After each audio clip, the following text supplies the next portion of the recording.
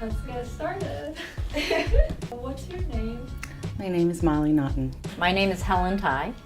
My name is Blaythorne.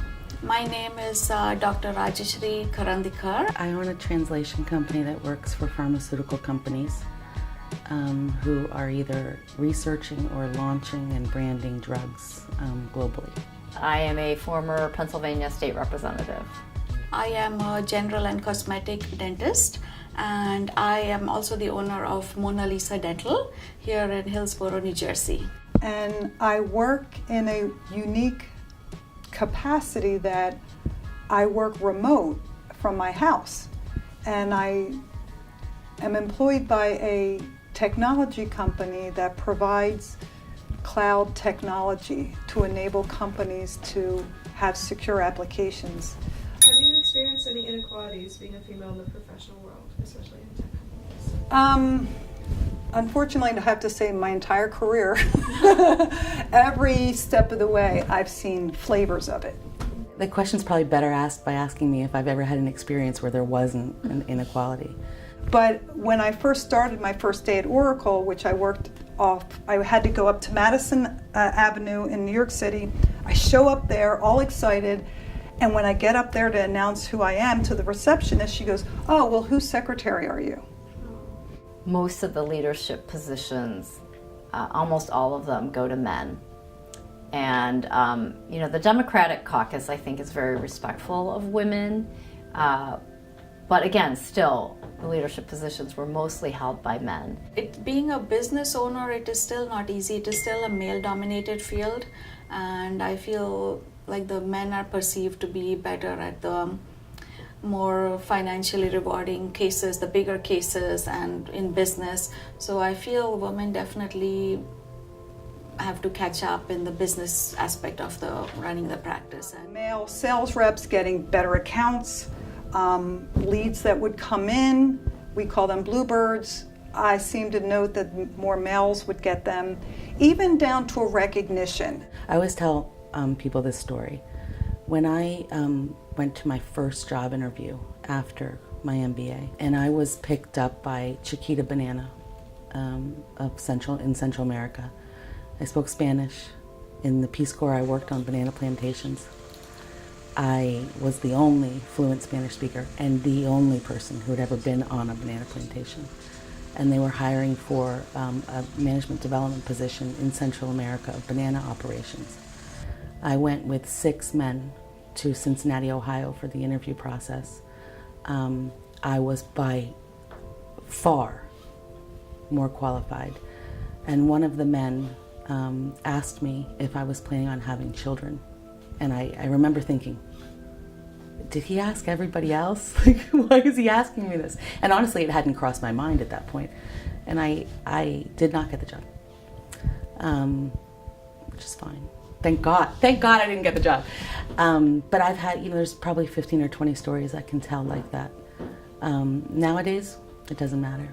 I don't answer to that mechanism anymore, which is a freedom. Of all the dentists, the women that choose to open their offices is a lot less in comparison to men. Only 63.44% of women will open their own office as opposed to 84.1% of men. And being a woman, it does have some challenges where we are also expected to take care of the house, the children, and play several roles in addition to being a dentist and a business owner. It revealed that I was the first female on that all-male team selling applications. And all along the path, it was making team meetings later in the evening when, of course, they have wives at home that stay at home and watch their children. So I'd have to drive all the way to Long Island to go have a couple drinks with the guys for a happy hour. But that's when a lot of the talk would happen, and that's when, if you wanted to get more exposure into accounts or learn more about different aspects of the company, you kind of had to do that. And I had to drive 2.5 hours to make that happen. So it was little pieces like that that you see that, some of that is coming away, but there's still bits of that still exist. Do you have any advice for future female entrepreneurs? think we're the greatest entrepreneurs, for sure. An entrepreneur is a special kind of person. Not everybody has that in them. Some people are incredibly creative when given a definition of a task. Some people are followers, and they're great followers, you know, they're implementers. There are some people who are strategicians, but the thing about an entrepreneur is that they have this inherent ability to support or tolerate risk. So for women, I think we're well positioned. It gives us the flexibility, so the risk-reward equation is really in our favor, and we can capitalize on it, like I did. I think, unfortunately, when I was coming up in my career, I saw a lot of women that didn't help other women. And pardon this, there's a special place in hell for them, because I think you need to advocate for each other. You need to, don't feel as though it's another competitive women. I think what we saw in the early 2000s was that there was limited seats at the table for women, so women felt like they had to elbow one another to get that seat, pulling each other up constantly, you know. Just last week, several states passed these really, really restrictive abortion laws that are just ridiculous. To me, it's not really about abortion in those cases, it's about controlling women. You know, of course it is also about abortion, but a big part of it is the male-dominated culture controlling women's bodies. We need women in the room to say, okay, this is what, you know, this is what it means for me. Raise their boys correctly, raise their women to be strong, to say no, to say this is what I need, this is what I want. There are a lot of great books on the market right now about negotiating for a salary or negotiating for a raise. Statistically, women don't ask for raises. Women don't ask for promotions. And we need to do that. We need to be vocal. And the reality is that when you say no, it's going to surprise some people. But I think in the end, you end up where you're supposed to be, in a much better position. In some ways, it's happening. I don't think you, for example, will have the same experiences that I had. And that's done by women pioneers, but it's also done by male pioneers. Men who question the system, men who are, for all intents and purposes, feminist warriors. I also think that the questioning of like toxic masculinity in our society that is starting to pick up is really important. We need to be socializing girls and boys when they're children very differently.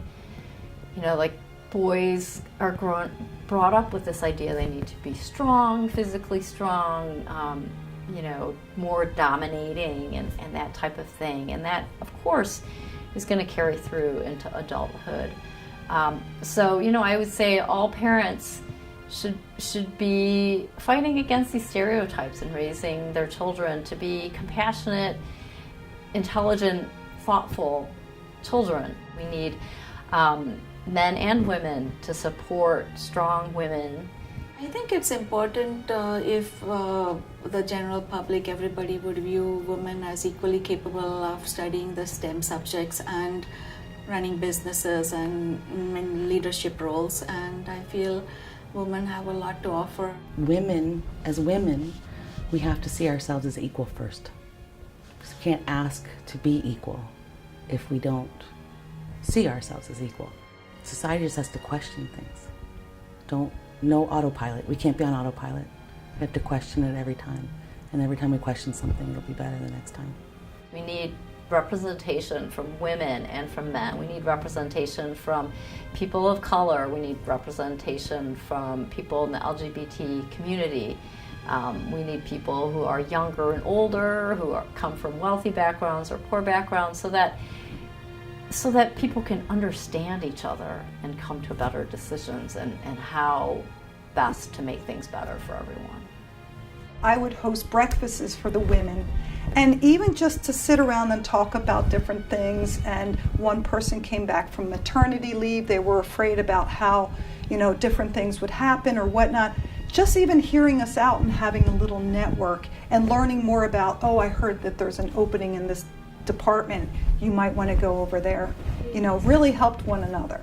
I remember every time when I was in sales, when I took a maternity leave, I had to bankroll all of my vacation because I got 6 weeks, then I had to put on 2 weeks. And the reason I had to do that is if I left my job and I stayed out longer, I could have stayed out for, say, 3 months, but I could only come back to whatever role was available within the company. So I might not come back to my existing job. A man doesn't have to do that. I'm seeing more companies offering paternity leave. That's a big plus, but it still doesn't address, A, paying women fairly. We're still at that. We're not a leader. I would think the US should be a leader. B, I think we're doing a better job of getting more women to run for office. That also helps drive the policies that support women as well. We also need more women CEOs. And that's a big issue. We as a society has to value this family and say that that shouldn't hold back a woman from being a better employee and continuing their career. If you have a vision and if you feel you want to do something and open your own practice, you should definitely not be afraid to take the leap and just go for it. My take is like, if I get 1 seat, I'm making 3. I'm making as many seats for women as possible. You know what I mean?